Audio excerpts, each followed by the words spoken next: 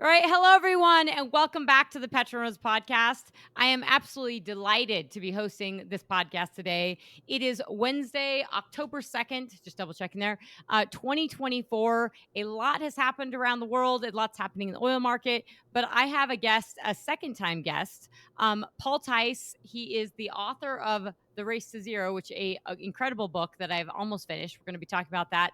And he's also he's a senior fellow at the National Center for Energy Analytics, but he's also a professor at NYU Stern. And after reading this book, you're gonna kind of be shocked that he's still a professor there, and he's allowed to say this stuff because it's absolutely incredible. So, Paul, thank you so much for coming back on the podcast. Hey, Trisha, it's good to be back. Yeah. So, okay. So here's the run of show. I've went down this with, went over this with Paul, and he knows that he can interrupt me. I think he's game to kind of talk about everything. But really, what I would like to do in this podcast, I'm going to timestamp this real quick. WTI is at 70.45. Yesterday, we had nearly 200 ballistic missiles sent from Iran into Israel. So there's a lot of geopolitical volatility happening, a lot of increased tensions within these hot wars. Yet we don't have this big spike in oil prices. We don't have to get into the macro. We'll be doing that in future podcasts. Unless, Paul, you want to touch on it, you're more than welcome to. Brent's at 74.23. Henry Hub, we've had a nice tick up to $2.91. Dutch TTF is $12.78. Highly relevant. There is a chapter in Paul's book on Europe, which is very, very relevant. And then the 30-year mortgage, we're seeing at 6.21%, which has really moved down, but we are seeing pressure up on the 10-year yield, which definitely makes sense when you have geopolitical wars or when you have geopolitical angst, hot wars, and volatility. And I would like to say this because the run of show, as I mentioned to Paul, which he seemed to be cool with, is I really want to talk about the state of ESG. And you are the ESG expert.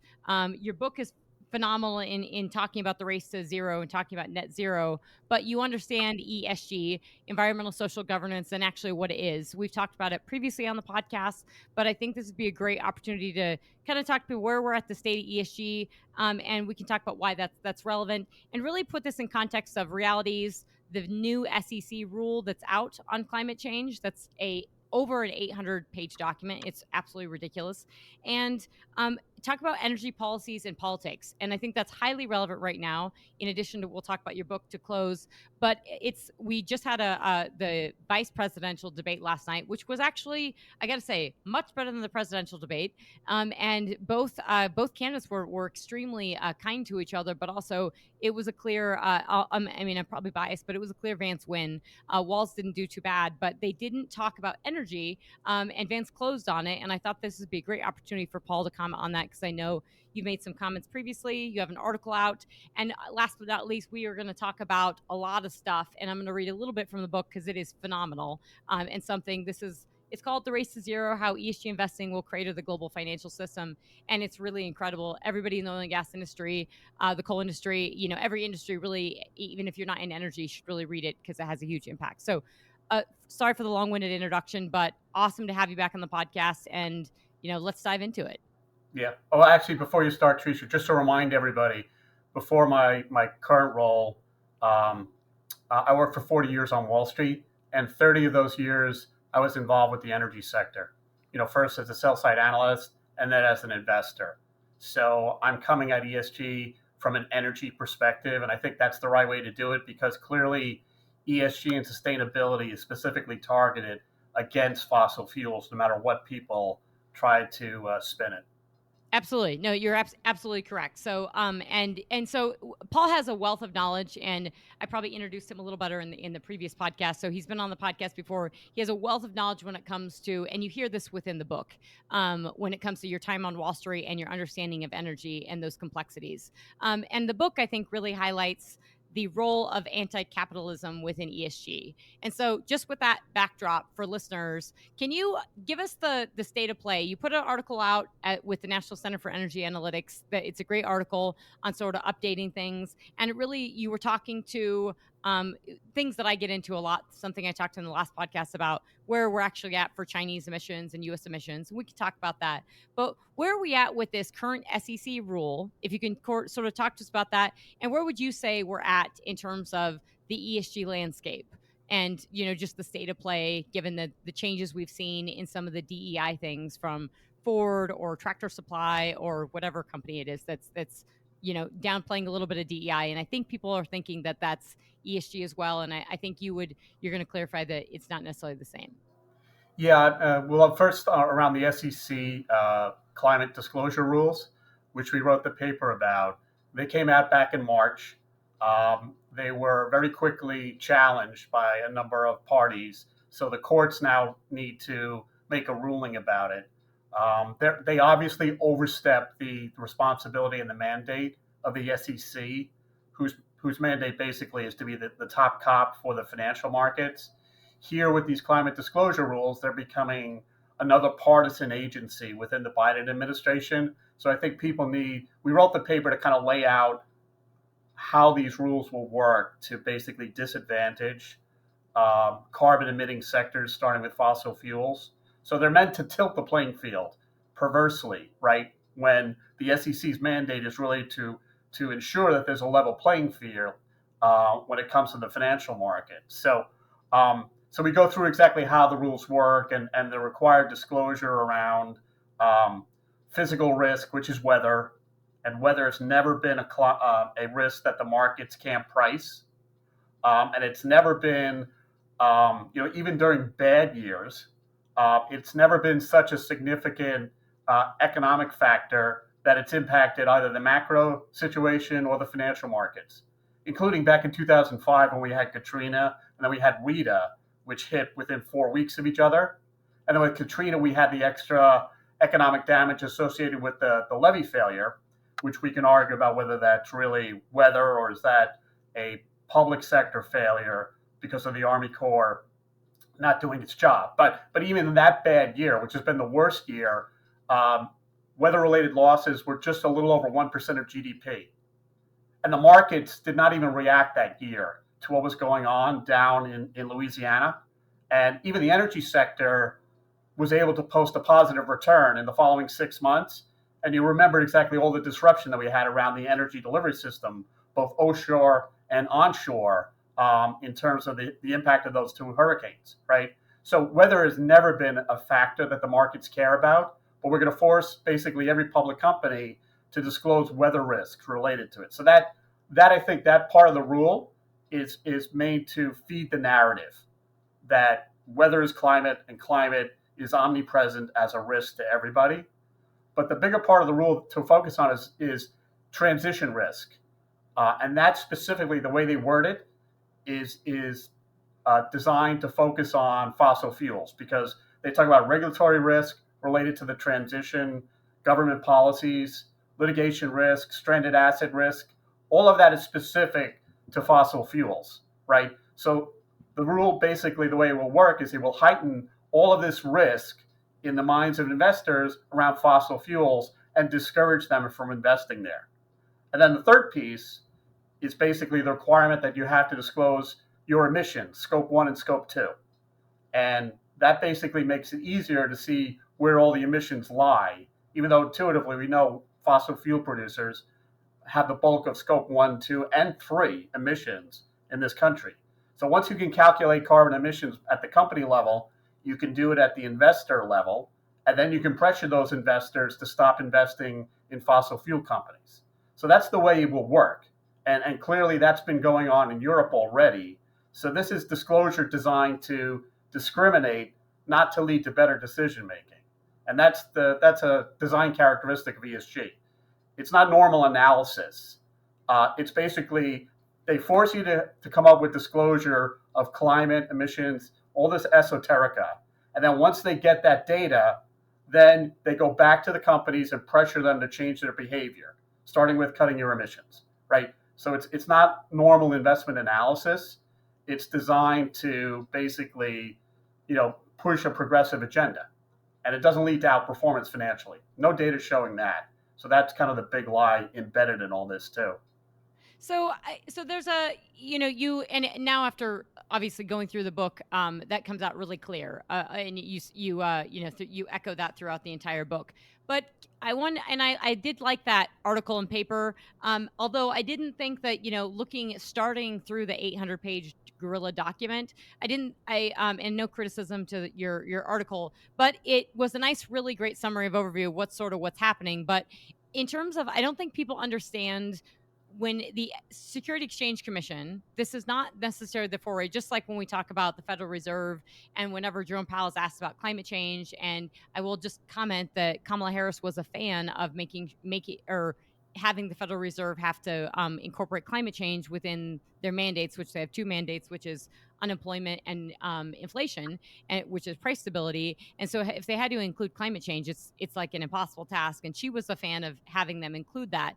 But that's where I think it's so interesting on the SEC. So we now have, in previous podcasts, having you on, in lots of podcasts, I talked about that proposed rule. And at the time, it was a 300-page document, this SEC proposed climate change rule, which had mentioned scope 3 emissions a lot. And then I think one of the big selling points was, hey, we got this climate change rule and it's going to benefit everyone and it's actually going to level the playing field, and it doesn't have scope 3 emissions. But it's an 806-page document. It's insanely long. The annotations and notes on the bottom are just are ridiculous. I don't know anyone who's fully read it, but I guess and no way that a short article could summarize that. But I'd like to understand, like you say, it is not the SEC's role to be getting involved within climate change, but that rule, if you could summarize or update us, that 806-page document, that's what you're saying is it's essentially, one, it doesn't have scope 3 emissions. Two, it's sort of making sure weather is included in everyone, whether you are a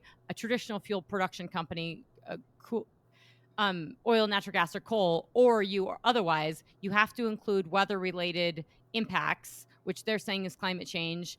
But you have to include a host of other things, correct? Yeah, I mean, you have physical risk, which is weather, and then you have transition risks, which is just highlighting all of the issues related to government policy driven by climate, right? And all of that specific to traditional energy companies, right? So you're going to have to give a lot of detailed disclosure about your regulatory risk if you're a fossil fuel producer, the litigation risk that you face, and obviously everybody and their mother is suing oil and gas companies, right? They bring a lot of frivolous lawsuits and have up until now. And with this SEC rule, that will accelerate, because even the SEC acknowledges that in talking through the transition risk section. They say, we acknowledge that this will heighten the litigation risk for certain companies, and they're like okay with it, right? And then so it's meant to highlight, hey, look at all these risks that we're telling you are associated with a fossil fuel company, and you really need to manage that risk carefully if you're an investor, and if you don't, we'll bring litigation against you, right? So everyone is put under pressure around it. That's kind of a design feature about the SEC regulation. But the greenhouse gas emissions number is just meant to target and make it easier to see where all the emissions lie. So the fact that they clawed back scope 3, I don't think changes anything, even though the spin was, before all the headlines said watered down SEC climate rules. Right. Passed, right. So where are all the scope 3 emissions in this country? They're fossil fuel producers, because those are all their emissions downstream, right? And just Exxon and Chevron have, I think the last time I calculated, 25% of the total emissions in this country, right? So all the scope 3, we know where that is, right? 89% of the total emissions from fossil fuel companies are scope 3, right? So I don't think the activists really conceded anything there. But the other interesting thing is, if you look at financial institutions, investors, banks, investment firms, all of their emissions, attributed emissions, are scope 3. So every investment dollar that they commit is a scope 3 emission. So you can see why it's going to be investors and traditional energy companies that you're going to target. And once you get the disclosure, they become an easier target. And we've already seen that in the banking sector over in Europe, where ESG and climate, obviously are at a different level in terms of priority. And European banks are already exiting oil and gas lending.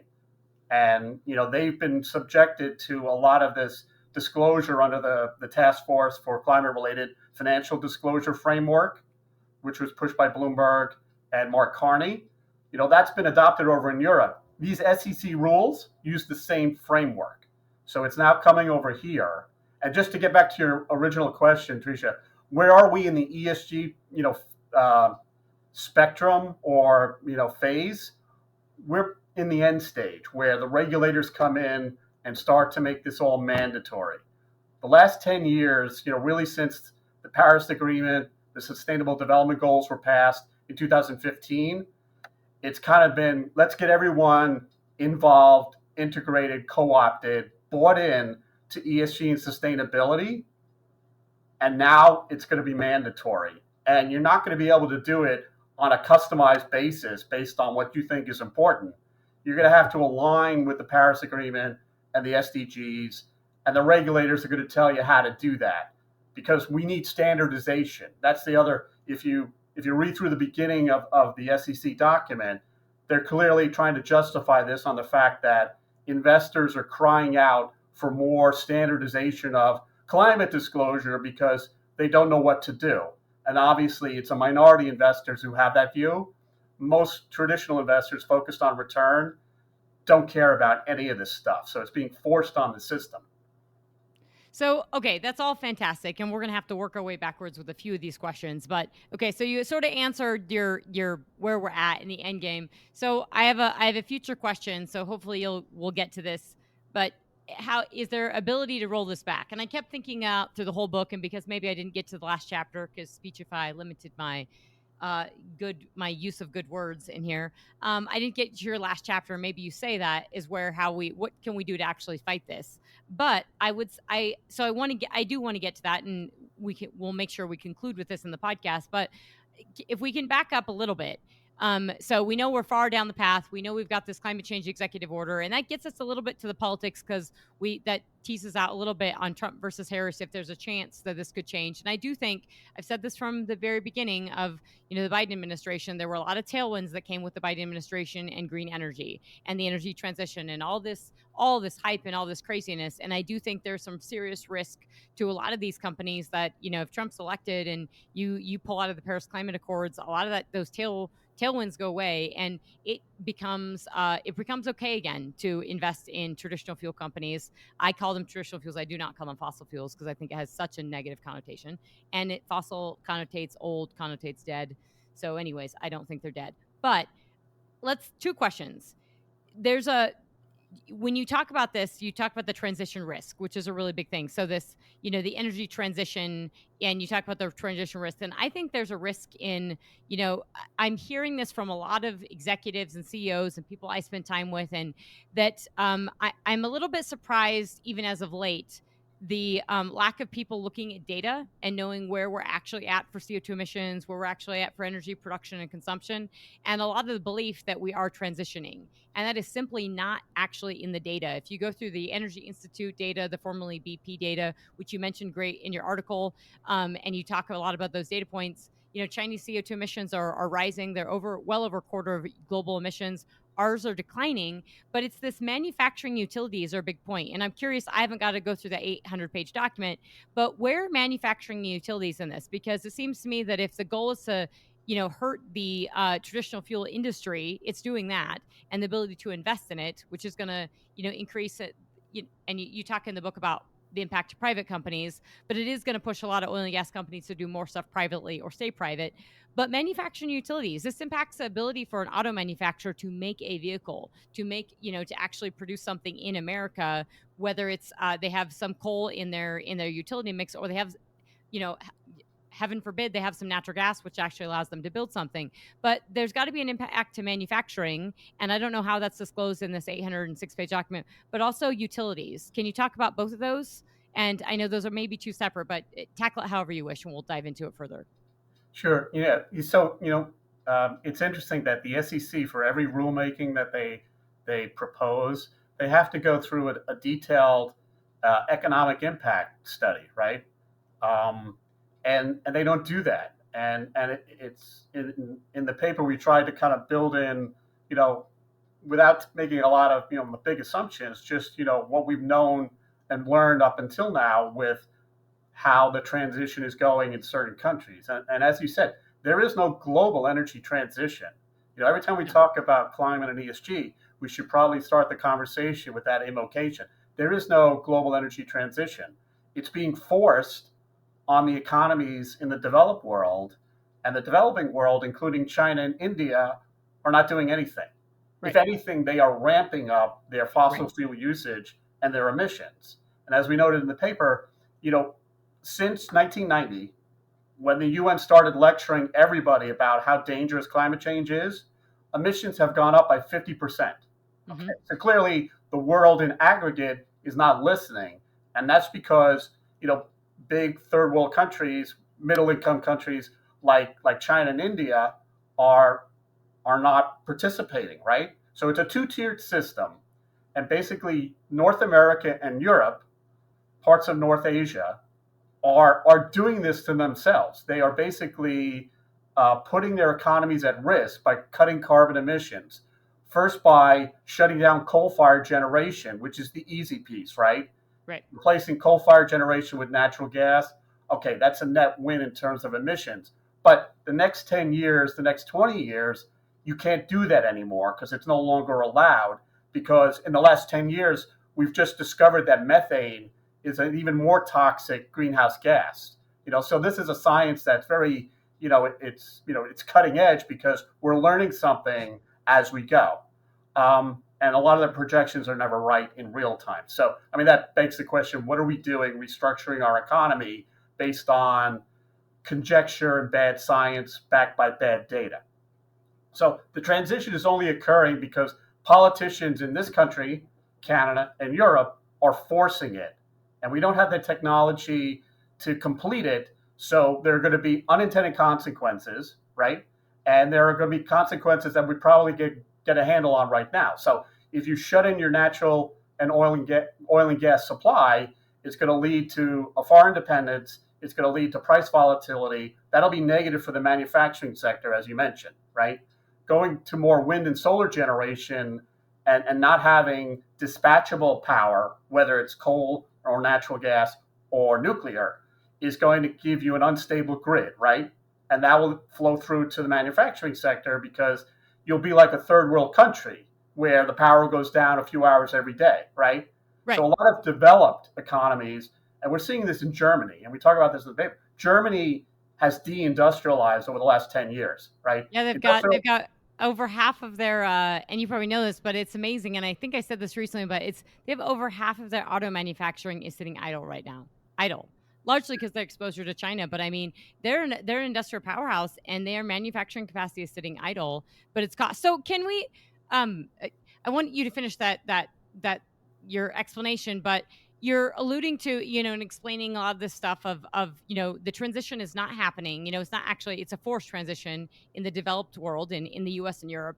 And then it's obviously not happening. And I think there's some actually other things that are happening in China and India, but I think manufacturing is critical to that. So I guess I want you to continue with that, but on the manufacturing utilities and how that the SEC rule is, are manufacturing utilities held to the same standards that oil and gas and production and consumption is? Because if you're manufacturing, you have to consume. There's no way I can manufacture a car, even though they want to, without natural gas or coal-fired power generation. And there's no way I can, actually be a utility company without a base load and dispatchable power, without coal and natural gas in my grid. So how does that work out in how you're, this current rule, but how you're seeing, where we're at for ESG for manufacturing and utilities? Well, I think after fossil fuels, which is the primary target, has been dealt with, then, it'll be heavy industry after that, including utilities are regulated, right? And they clearly will do whatever their regulator tells them. So the fact that we've been pushing wind and solar intermittent generation into the mix over the last 20 years, no utility has spoken up and said, hey, this is like a bad issue, and it's Right. going to come out and turn out badly if we keep going down this road.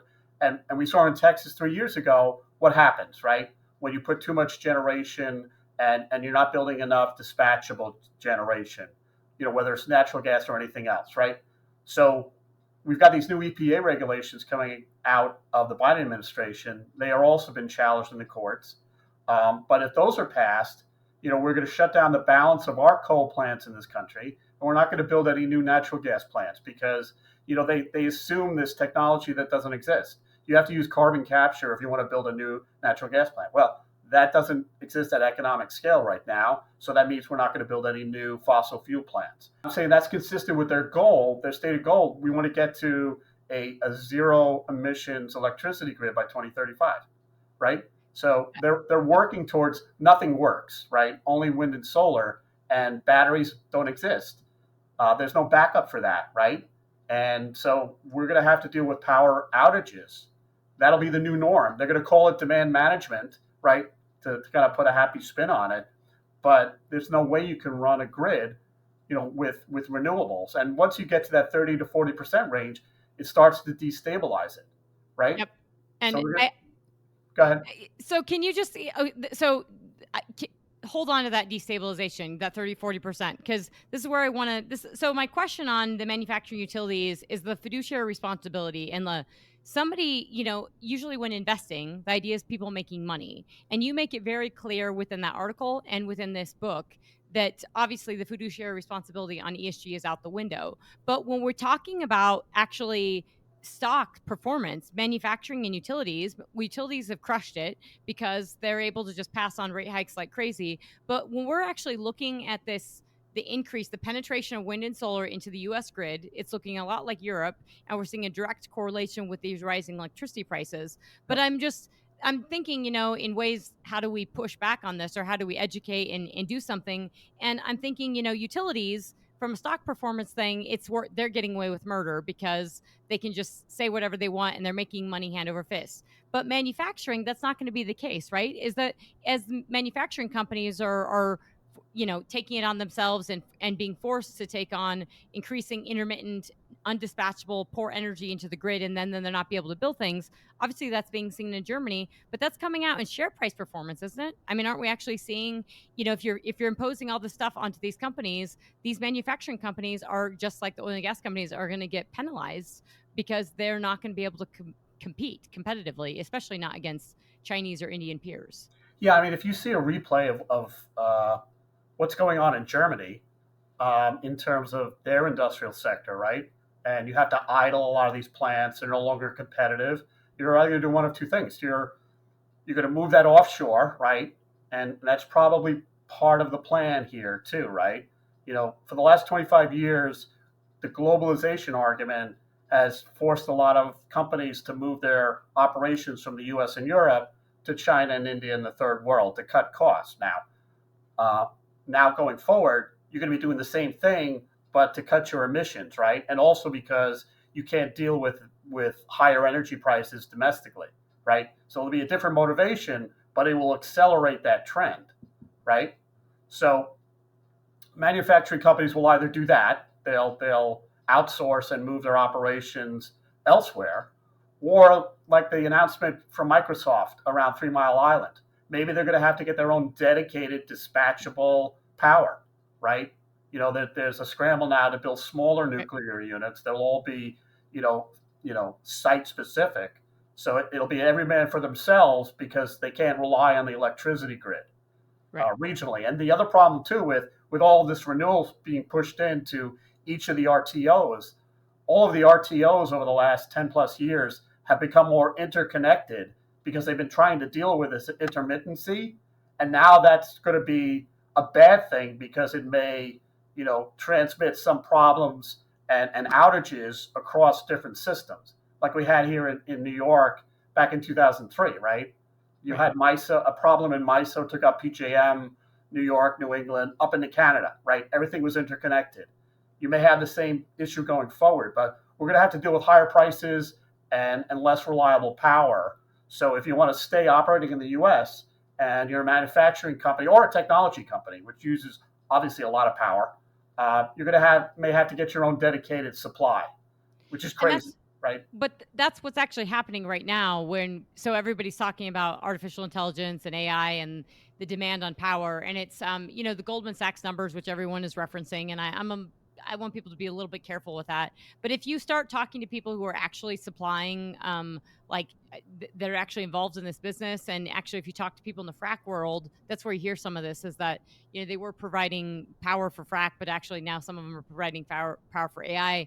And you hear about it in North Dakota, where AI companies are looking to go to North Dakota to direct line in and grab that excess natural gas that they have. North Dakota was worrying about, what are we going to do with all this natural gas? We got to build a pipeline. And it's North Dakota, so you talk about Dakota Access and your pipeline. Building a pipeline is difficult. Now they got this amazing solution. Hey, AI needs our natural gas, and they're going to directly use it. So there's a very interesting thing happening where you have energy consumption. The AI and tech companies, for all their talk about saving the world, they are the ones that are going and securing their power generation, because they know they're not going to be able to get it from the grid. So they're just going in. All the AI facilities that I know of, I've been told, are 100% gas power generation right now, and they're backed up by diesel. They will not have an outage. So their energy use is massive, but they can't have intermittency. So they're not going to have wind and solar. If they do, it's just going to be roses on top of something to say something about them having some renewables or something in there, which is ridiculous. So is there a actual reality check that's happening? I mean, the interesting thing is, Europe, and I hear it within your book, but I hear a lot of obviously stuff I dig into very, very deeply, is that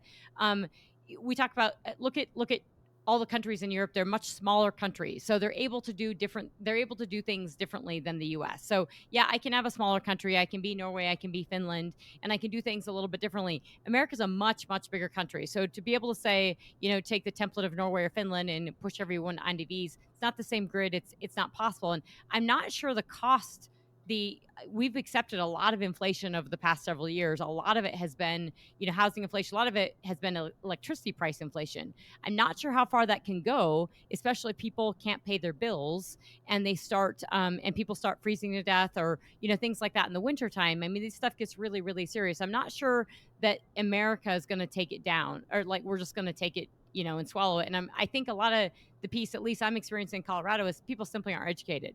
They have no idea where they're, the grid, what the grid looks like in Colorado, and the fact that Excel is forcing along these rate hikes, and the Colorado Public Utilities Commission is not out there to serve the public. They're just passing along these rate increases. And so I think if the average Colorado person knew that, there could be a ballot measure put on the, in a couple of years on the ballot initiatives. So I'm just wondering if we're going to start hitting some roadblocks, and the fact that cost increases. And I talked to Chris Wright, him, and there's that folks in the industry talk about these incredible cost increases that we're seeing, that you're seeing. Is that starting to actually resonate and make a difference, or is it all for naught? No, I think at some point there's gonna be more pushback, and we'll have to see whether it takes like a catastrophic event to really wake people up.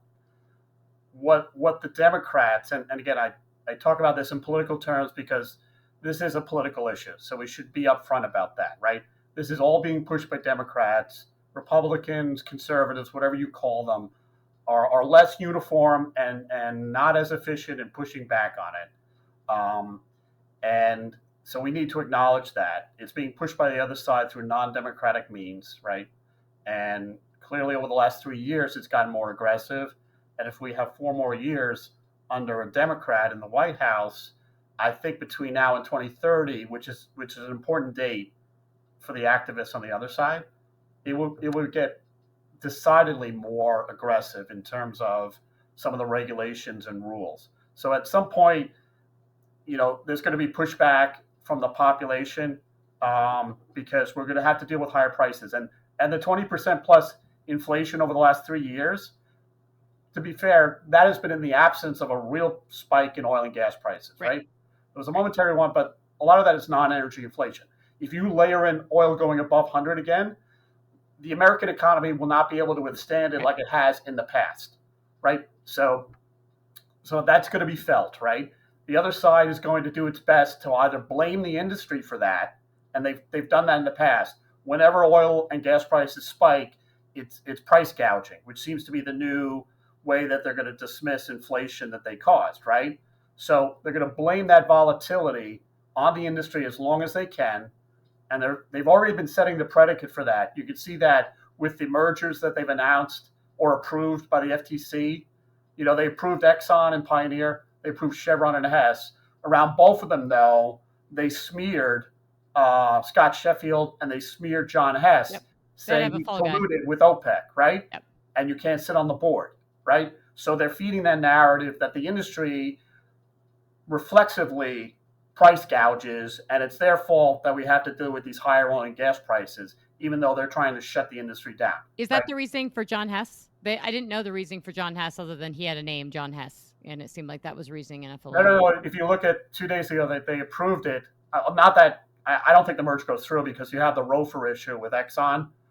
So I think that may ultimately kill it. But the FTC finally approved it, but they did the same thing they did to Sheffield. They said Yep. John Hess was talking to OPEC Okay. sometime in the past, and that's collusion because he wanted price stability. I mean, it's ridiculous. I mean, OPEC shows up at the COP annual meetings for climate change. So does that mean that they're colluding with OPEC? You know, but again, they're dropping it again to Right. blame it on the industry so that it'll resonate down the road when prices really go higher. They're going Right. to blame that volatility on the industry first, and they're going to try and subsidize it as much as they can for the lower income stratas so the pain is not as widespread. But at some point, they won't be able to do that, obviously. But they want to delay that reckoning as long as they can, right? Right. So you mentioned you give a perfect segue into the politics side, and I know people are so fearful of talking about politics, but I think it's incredibly important, and incredibly important now because I actually had this moment, a reckoning. I was googling different folks, and I was some reason I wanted to know where Candace Owens was, and I googled her, and the first thing that popped up was far right, and I thought, wow, we are in a world, folks. If far right, she's just a conservative. She's actually a pretty smooth talker as well. And I thought, no one talks about the far left. And I hear, Joe Kernan a little bit on CNBC, before Kamala Harris made it into the presidential race. He talked about why don't we talk about the far left? And your book made me think about that a lot, is because you really talk about this as a war on capitalism. The ESG is really just a war on capitalism. And the reason I think politics is so important is because a lot of people say, hey, live like vote like a Democrat and live like a Republican. And they say we have higher oil prices under Democrats. And I tell people, this regime is quite different. And we have seen an onslaught of stuff really, really pressed in the past 3.5 years and almost 4 years now. And I really think these SEC rules and things like this are so important. And you actually see it today. So you saw it yesterday where Israel is getting, hit with these weapons, these a missile barrage, and you didn't hear much of a response from Biden himself because he's a very old man and he's a feckless, not just feckless, I mean, and lame duck. He's not in a capacity. He's so elderly that he's not running the country. And it's not clear that Kamala Harris knows what she's doing either. She gave a statement afterward, and they seem to be torn about what they're doing about that, of who's actually running the country. But it was the CNBC article today on the port strikes and the fact that the Biden administration has come out today and said that they're not going to get involved with the port strikes. Well, this is a really big deal because they think it's going to lose them union votes, but they actually said they're just going to go toe the line and say this is about price gouging, and they think it's the port managers and the container folks, and it's all about, and to your point on that, it's all about the price gouging. And so they don't, Joe Biden was on the picket lines for the union guys when it was the UAW audio strikes, and now he doesn't want to lose the union vote. So now they're just going to say it's the port guys and it's price gouging, and it's pretty amazing that this could cost the country billions of dollars, up to $5 billion a day with these port closures. It could reinduce inflation risk from that point, and it could also have inflation risks with just price and wages increases. But I mean, it really kind of speaks to this point of the role of politics involved in some serious things that really has no business being in. Yeah, I mean, your point about does the energy sector do better under a Democrat or a Republican? And I've seen recently, that discussion. But if Yep, you look me at the too. last 10 years, I mean, it's been a different market, right? And obviously, Agreed. the industry was going through a secular change, post shale, right? And then you had the pandemic, and the industry really didn't get its act together, for 6 years, really. It was 2020, obviously, that kind of gave most energy companies religion about living within cash flow, right? So, that was a long-term restructuring. To look at the Trump years and say that, or compare Trump to Biden or Kamala Harris going forward and saying it's really a wash. The industry will be fine both ways. I think that ignores the fact that going forward, the regulations will get more aggressive. If they Absolutely. declare a climate emergency in 2025, if the Democrats win, okay, that will take us, to a new level in terms of Right. what they might Existential try to threat. do, right? Yep. And if you just look at the last 3 years and look at and we did this in the paper in the appendix, Right. this SEC regulation is part of several regulations that have been passed, which I don't think the American public has really focused on, kill demand for fossil fuels and constrain our domestic supply of fossil fuels. Right. So you had the EPA going after emissions from power plants. They're going after the cars that the OEMs can make and basically restricting the amount of gas powered vehicles that can be sold starting in 2027. I mean, that's going to kick in 2 more years, right? Which And the company basically, auto manufacturers are already pushing back on. right. So all of these regulations have been challenged. I don't know if we can trust the courts, even all the way up to the Supreme Court, to do the right thing. But the fact that they have revisited and revised the Chevron deference, in theory, you would think that would give them, that would give a lot of these lawsuits a good tailwind, right? But you've got the EPA, you've got the Bureau of Land Management, obviously, is cutting back on leasing, both onshore and offshore, and around the Permian, which obviously is the center of the universe for the domestic industry. You see, geographic specific regulations going after that basin, right? They are, you've got these endangered species, and they come up with these very obscure species, a prairie chicken and a lizard, and they're only indigenous to the Permian Basin. What a surprise! And by giving them the endangered species designation, that will restrict the development and the expansion of the industry in that part of the country. And then probably the worst is that the Nuclear Regulatory Commission has approved the storage of nuclear power plant waste on the New Mexico side of the Permian Basin, right? And maybe that decision was made 30 years ago when everyone was leaving the Permian Basin.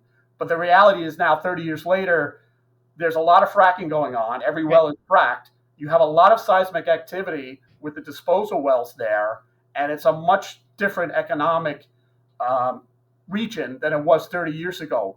Why are you going to store nuclear power waste below ground in the same neighborhood unless you're hoping for an accident, which would be like a twofer? Let's just think about it.